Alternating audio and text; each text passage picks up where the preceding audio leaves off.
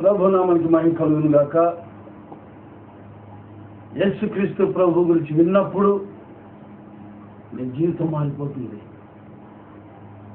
విశేషంగా యేసుక్రీస్తు గురించి విన్నప్పుడు విశ్వాసంలో మార్పిడి జరుగుతుంది.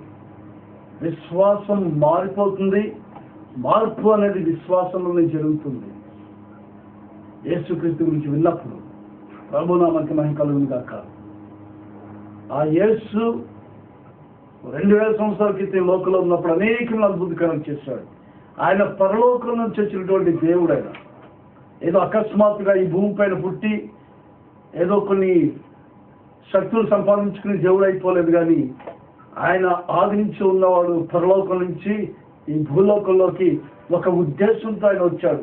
పరలోకంలో ఒక నిర్ణయం తీసుకొని, ఒక ప్రణాళిక తీసుకొని, ఆ ప్రణాళిక కోసమే ఈ భూలోకంలోకి వచ్చాడు యేసు ప్రభు.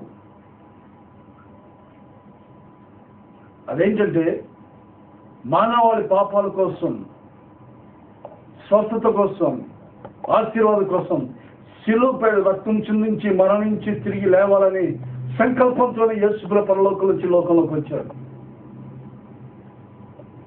కాబట్టి ఆ యేసు గురించి విన్న వారి జీవితాల్లో మార్పులు వచ్చాయి.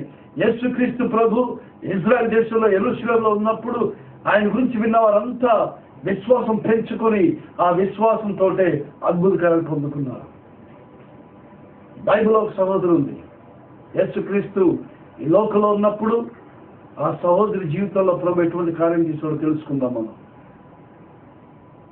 అయితే అది వినేటప్పుడు నీ హృదయంలో తీర్మానం చేసుకో, ప్రభువా ఆ స్త్రీ జీవితంలో చేసిన అద్భుత కార్యం నా జీవితంలో చేయి ప్రభువా అని హృదయంలో తీర్మానం చేసుకో. ప్రభు అద్భుత కార్యం జరిగిస్తాడు. ఆ స్త్రీకి చాలా డబ్బులు ఉన్నాయి. బైబిల్లో ఒక స్త్రీ ఉంది. ఆ స్త్రీకి చాలా డబ్బులు ఉన్నాయి. ఆ డబ్బులను బట్టి ఆమెకు అనేక మంది స్నేహితులు, బంధువులు, మిత్రులు ఎక్కువైపోయారు. డబ్బు ఎక్కడుంటే అక్కడ మనుషులు ఉంటారు. కాబట్టి ఈ డబ్బులు ప్రేమించి స్నేహితులు అవుతున్నారు. ఇక్కడ ఒక విషయం గమనించండి, యేసుక్రీస్తుతో స్నేహం అది శాశ్వతమైనది. ఈ స్త్రీకి అనేక మంది స్నేహితులు ఉన్నారు, వస్తున్నారు, వెళుతున్నారు. చాలా హడావుడిగా ఉంది ఆమె జీవితం అంతా కూడా. ఆయన అనుకుంటోంది ఇదే జీవితం, ఇంతకు మించి జీవితం లేదనుకుంటోంది. మరి చుట్టూ ఉన్న సమాజం ఉండే వాళ్ళంతా కూడా అనుకుంటున్నారేమో బతికితే ఈమెలాగే బతకాలి, ఈమెలాగే రాజులాగా బతకాలి అనుకున్నారేమో. అయితే ఒక్క విషయం, యేసుక్రీస్తు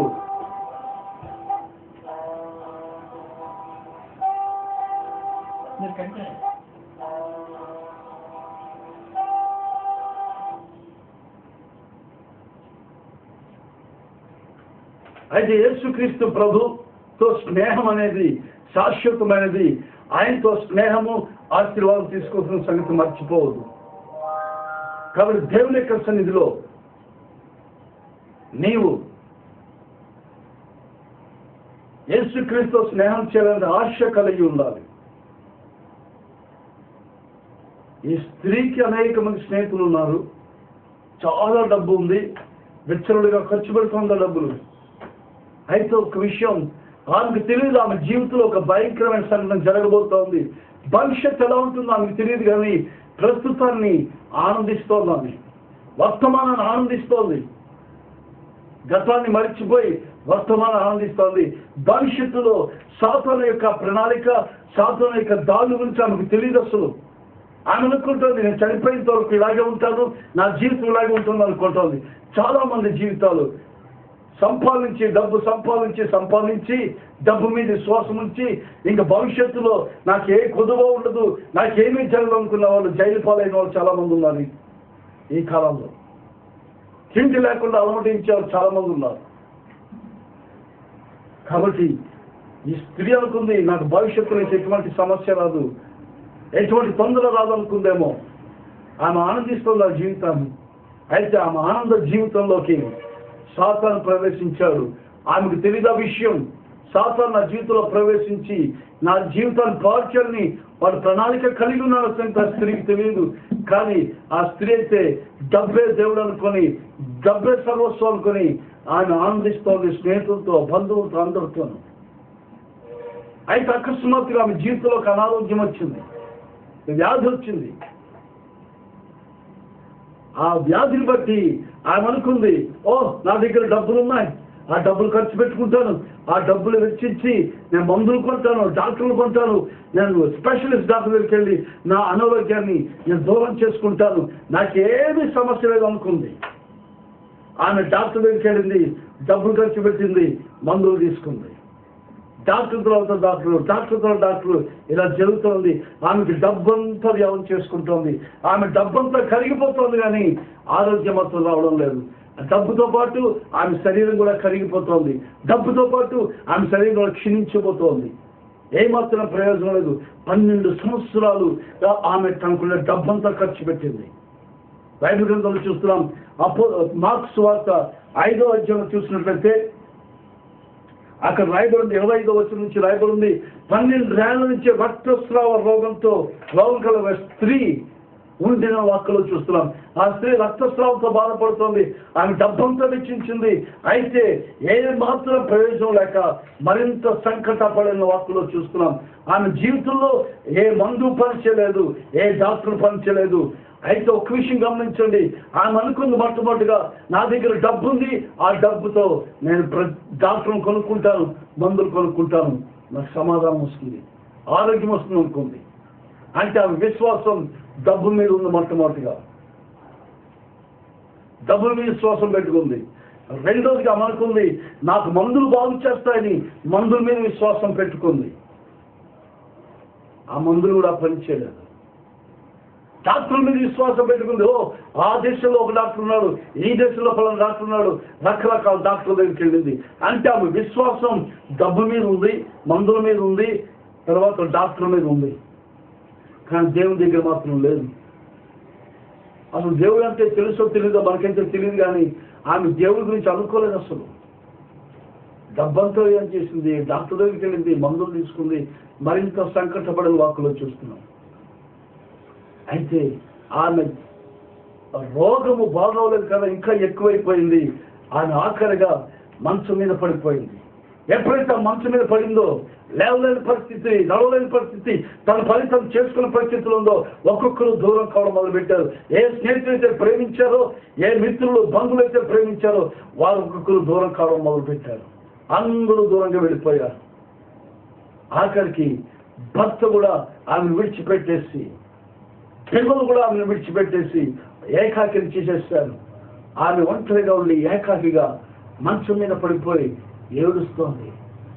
ఆమె మరణం కొరకు ఎదురు చూస్తోంది. నాకు చచ్చిపోతే బాగుండు, ఎందుకు నేను జీవించాలి ఈ లోకంలో, ఎందుకు ఈ జీవితం, ఎందుకు నేను అసలు పుట్టాను, పుట్టినప్పుడే చనిపోయింటే బాగుండేది కదా. కానీ ఆమె డబ్బుతో సమస్తాన్ని అనుభవిస్తున్నప్పుడు ఆమె జీవితంలో ఆలోచన రాలేదు. ఆమె తెలియదు భవిష్యత్తు ఏం జరుగుతుందో. రేపు నీది కాదు సహోదరుడా, సహోదరి, రేపు ఏం జరుగుతుందో నీకు తెలీదు. నేడే, ఈ రోజే, ఎందుకంటే ఒకరు చూస్తాం, నేడే రక్షణ దినం, ఈ రోజే రక్షణ దినం.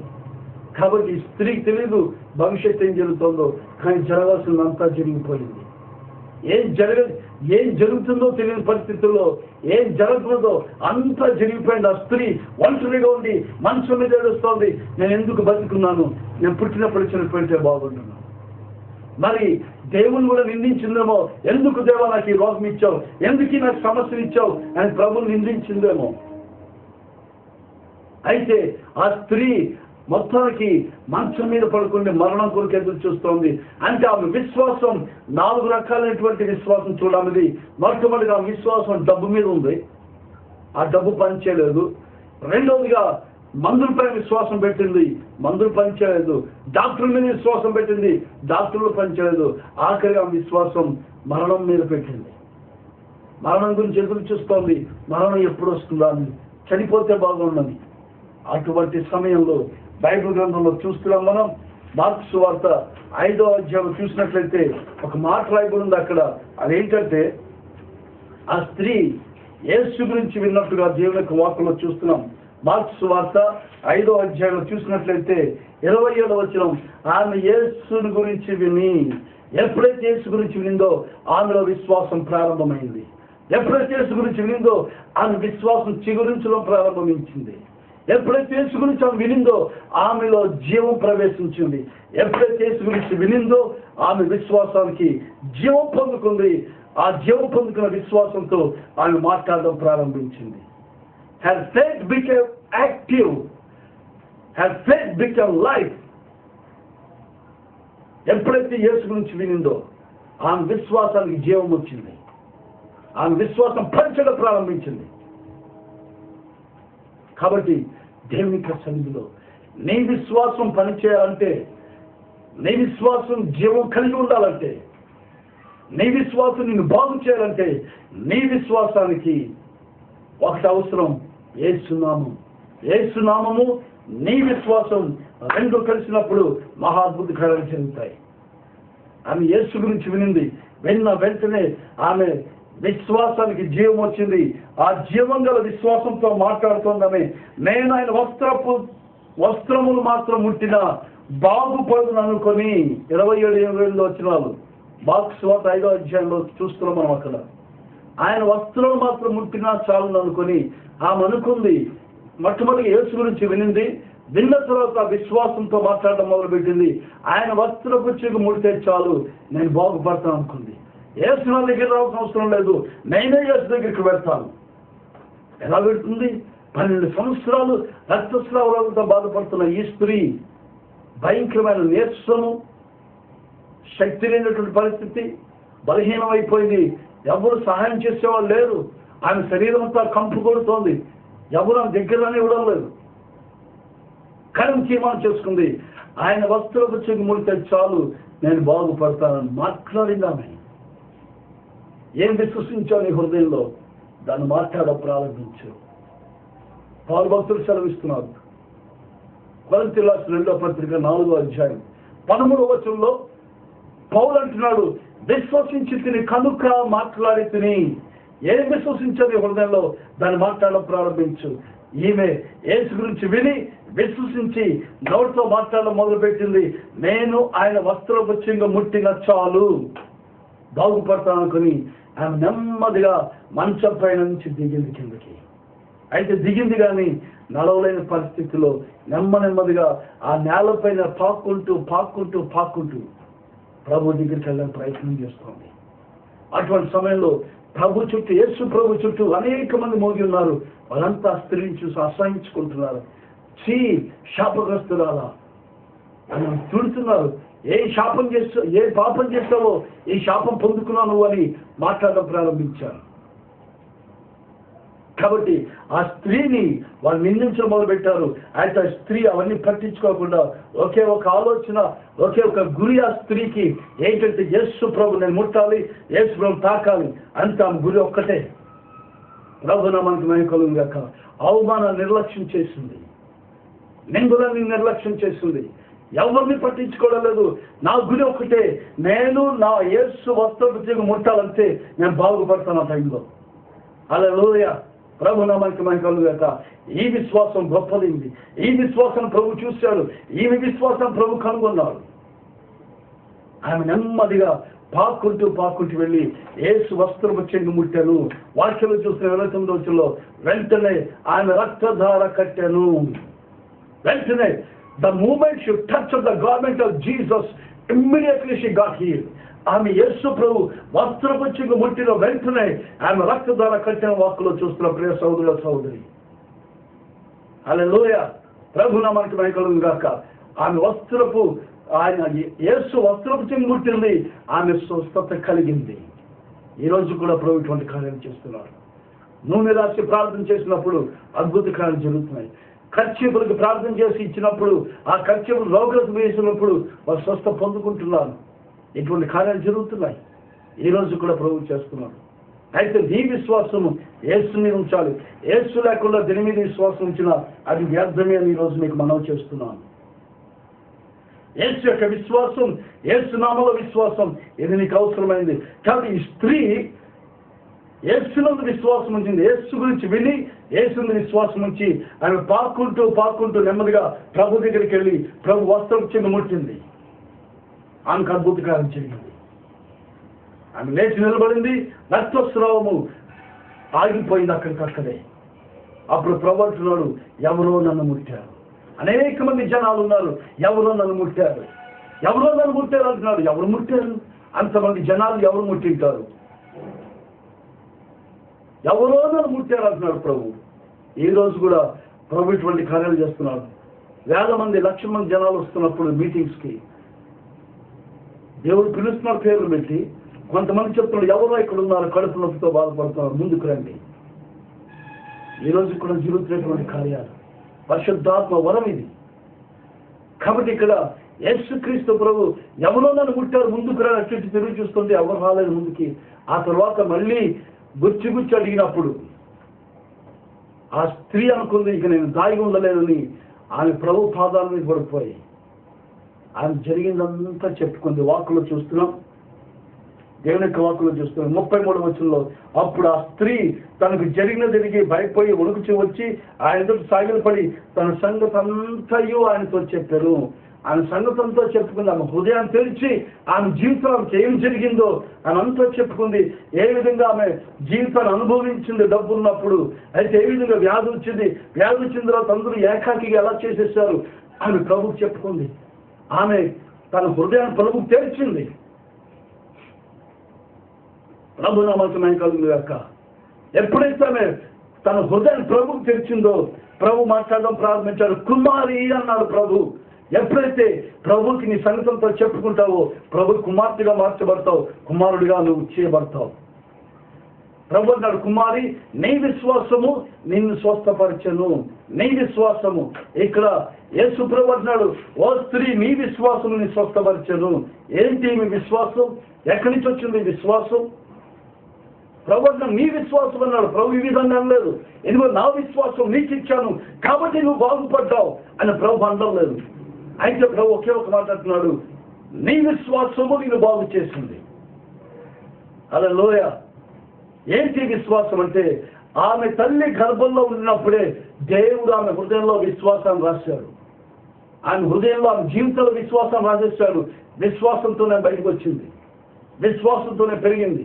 అయితే ఆమె పెరిగినంత కాలం ఆ విశ్వాసంలో జీవం లేదు. ఆమె విశ్వాసంలో ఎప్పుడైతే యేసు గురించి వినిందో ఆమె విశ్వాసంలో జీవం వచ్చింది. నా ప్రియ సహోదరుల సహోదరి, నువ్వు తల్లి గర్భంలో రూపింపబడినప్పుడే యేసుక్రీస్తు విశ్వాసాన్ని నీ జీవితంలో రాసేశాడు. రాసింది ఆయన. అందుకనే వాక్యం చూస్తున్నాం. హెబ్రీయుల రాసిన పత్రిక 11వ వచనంలో విశ్వాసం కర్త, దాన్ని కొనసాగించి యేసు. విశ్వాస గ్రంథకర్త, రచించిన వాడు యేసు ప్రభువే.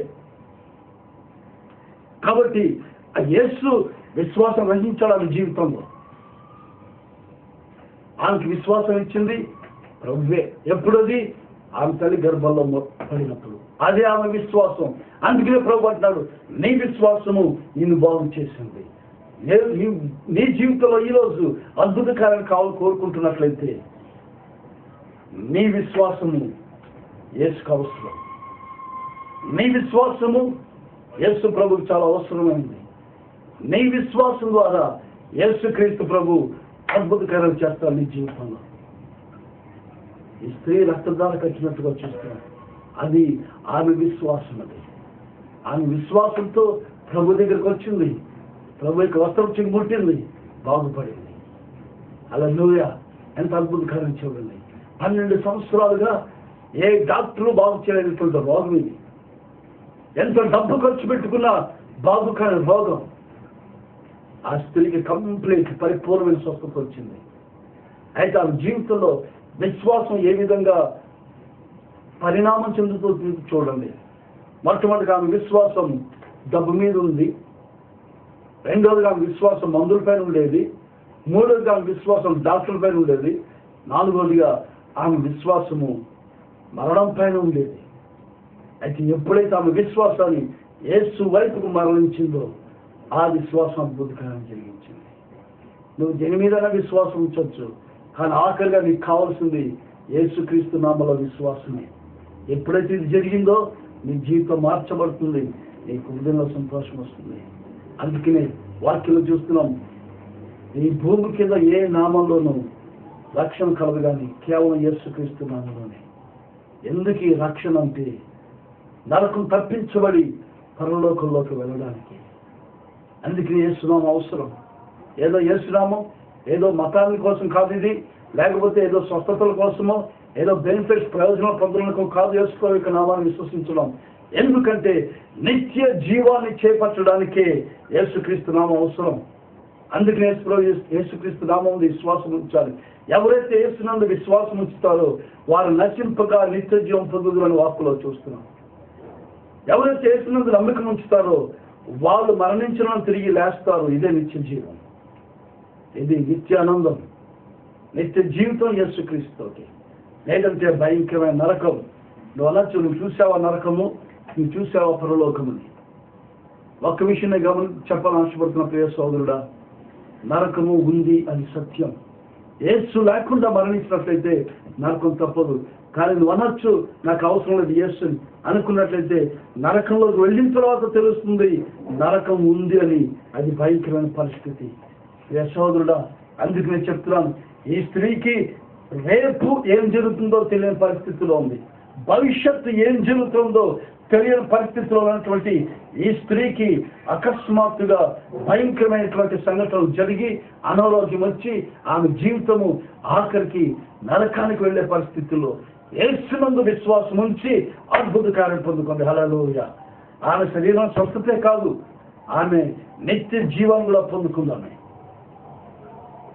ఒక్క విషయం చెప్తున్న ప్రేక్షకుల సోదరి, యేసు గురించి విన్న తర్వాత నువ్వు ఏ విధంగా ప్రవర్తిస్తున్నావు, యేసు గురించి విన్న తర్వాత నీ ఆలోచనలు ఎలాగున్నాయి, నీ విశ్వాసం ఎలా ఉంది? యేసు గురించి విన్న తర్వాత నేను యేసు దగ్గరికి వెళ్ళాలి, యేసుతో మాట్లాడాలి, యేసుతో ముచ్చటించాలి, నా సంగతంతో ప్రభువు చెప్పుకోవాలి అనే ఆశనుకున్నట్లయితే ఈరోజే యేసుక్రీస్తు కుమార్తెగా కుమారుడుగా మార్చబడతాను. నీ జీవితంలో సమాధానం నెమ్మదిని ప్రభు ఇచ్చేవాడుగా ఉన్నాడు. కాబట్టి యేసు నీకు నిత్య జీవాన్ని ఇచ్చేవాడు. అక్కడ ఒక విషయం చెప్పి నేను ముగించేస్తాను. ఆస్తి గలవాడు ప్రభు దగ్గరికి పరిగెత్తుకుంటూ వచ్చాడు. ఒకరోజు బైబిల్ గ్రంథంలో రాయబడింది, వాడికి ఒక ఆశ, ఒకటే ప్రశ్న, నిత్య జీవం చేపట్టాలంటే ఏం చేయాలన్నాడు. ప్రభు కొన్ని చెప్పాడు. నీ తల్లిదండ్రులు సన్మానించము, అబద్ధాలు ఆడవద్దు, మోసం చేయవద్దు, ఇవన్నీ చెప్పినాడు. చిన్నప్పటి నుంచి చేస్తున్నాడు అన్నాడు. అయితే నీకు కొద్దిగా ఉంది, నీ ఆస్తి నమ్మి పేదవాళ్ళకి పంచిపెట్టన్నాడు. దానికి ఒప్పుకోలేదు. అంటే పేదవాడు అయిపోవడం దేవుని చిత్తం కాదు, ఆయనకి విధేయత చూపించడం ఆయన చిత్తం. ఆయనకి విధేయత చూపించే వాళ్ళే నిత్య జీవం చేపడతారు. వాళ్ళకి తెలుసు నిత్య జీవం అంటే ఏంటో. ఏదో ఒక రోజు ఈ లోకంలో ఆస్తులంతా విడిచిపెట్టాలి. నేను సంపాదించిన భూములు, భవనాలు, ఆస్తులు, అంతస్తులు అన్ని విడిచిపెట్టి వెళ్ళిపోవాలి. నేను ఒకరోజు నిత్య జీవం చేపట్టాలి. అది యేసుక్రీస్తుకి విధేయత చూపించినప్పుడే. అయితే వాడికి నిత్య జీవం చేపట్టాలి ఆశ ఉంది. ఈ భూములు, భవనాలు ఇక విడిచిపెట్టాలని తెలుసు, అయినప్పటికీ కూడా విడిచిపెట్టడానికి ఇష్టం లేదు. మనకి నిత్య జీవం కావాలి, ఈ లోకంలో ఆస్తి, అంతస్తులు అన్నీ కావాలి, అన్ని ఇస్తారు ప్రభు. అయితే విధేయత అవసరం. ఇక్కడ యేసు ప్రభు విధేయత చూపించినట్లయితే వాళ్ళకి ఆస్తి మిగిలేది, వాళ్ళకి పరలోకం వచ్చేది. అందుకు రెండూ లేకుండా వెళ్ళిపోయాడు. కాబట్టి నిత్య జీవం చాలా అవసరం నీకు. ఆయన గురించి విన్నప్పుడు విధేయత చూపించిన వెంటనే నేను నిత్య జీవం పొందుకుంటాం. అందుకే నమ్మి బాప్తిసం పొందినవాడు రక్షణ పొందిన వాక్కులో చూస్తున్నాం. నమ్మి విశ్వసించు, బాప్తిసం పొందు, రక్షణ పొందుతూ అద్భుతకర జరుగుతున్న జీవితంలో సమాధానం వస్తుంది. కానీ ఈ స్త్రీ జీవితంలో జరిగిన సంఘటన ఒకవేళ నీ జీవితంలో ఉన్నట్లయితే యేసు గురించి విన్నావు, ప్రార్థన చేసుకో. ప్రభు నన్ను ఆయన స్వస్థపరచు, నన్ను బాగు చేయి, ప్రార్థన చేయి, అప్పుడు అద్భుత కార్యం జరుగుతుంది.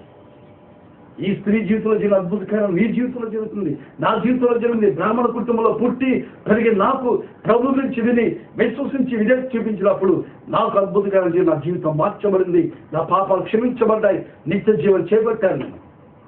ఇదే సంగతి నీకు కూడా జరుగుతుంది. ప్రార్థన చేసుకుందాం. పరిశుద్ధుల పరమ తండ్రి, నీకే స్తోత్రం. నైనా ఈ వాక్యం ప్రతి ఒక్కరిని హస్తాలకు అప్పగిస్తున్నాం. ఆస్తి నుంచి దీవించండి, నిత్య జీవాన్ని విడుదల చేస్తున్నాం తండ్రి. నరకం నుంచి తప్పించండి ప్రభువా, పరలోక వారసులుగా చేయమని యేసుక్రీస్తు రక్తంలో ప్రతి కుటుంబాన్ని ప్రోక్షిస్తూ యేసుక్రీస్తు నామములో ప్రార్థిస్తున్నాం తండ్రి. ఆమేన్.